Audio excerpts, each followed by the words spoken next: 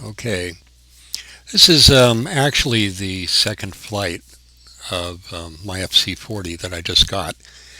And for the first flight, I took it out to the football field to the local high school, and we had a wonderful first flight. It was completely stable right off the takeoff pad. It hovered beautifully. It acquired six or more satellites.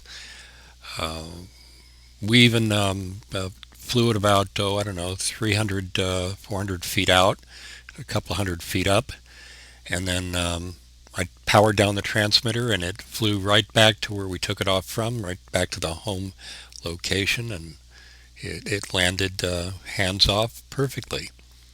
You'll see at the end of this video that I landed again the same way, just wanted to see how it would do in front of the house.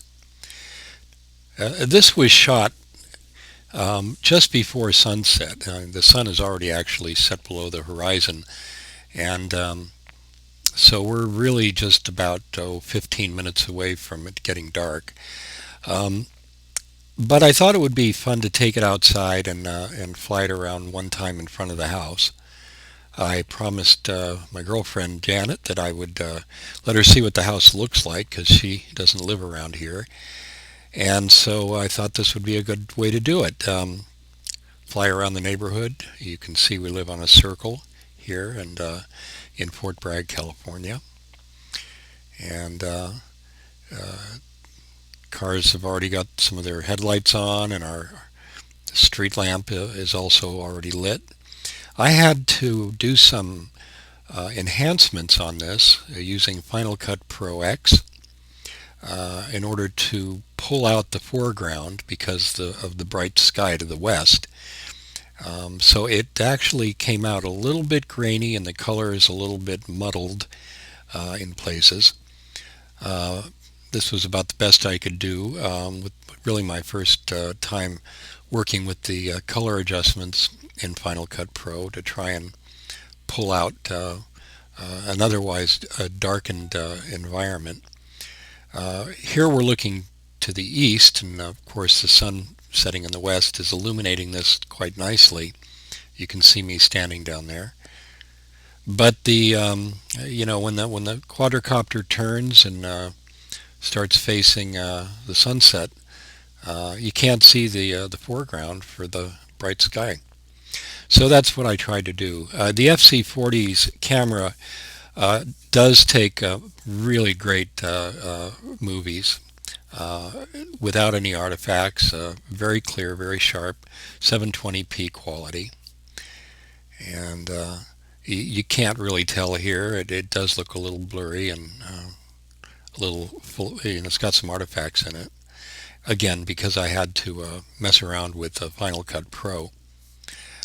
Um, Now, I added just a tiny little bit of stabilization to this. It really wasn't needed. I mostly just did it because I wanted to kind of play with the stabilization settings. Um, Really, it hardly needed it at all. Surprisingly, because this doesn't have a two-axis gimbal on it. Of course, I wasn't flying it very hard. I was trying to make very gradual turns around the vertical center and made pretty much gentle moves most of the time. So anyway, I'll just let you enjoy the rest of the movie without my comment, and I hope you get how much fun these things are to fly. This is really the one last thing. These really is just sort of the bottom rung version of the Phantom series. This, like I say, is an FC40, about $500 most places.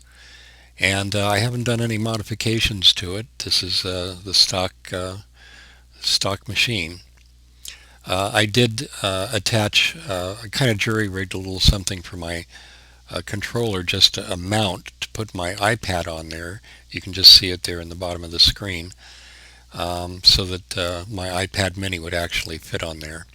What I did is I took a faceplate for an electrical outlet and I inverted it because it has a little bit of a lip that sticks out.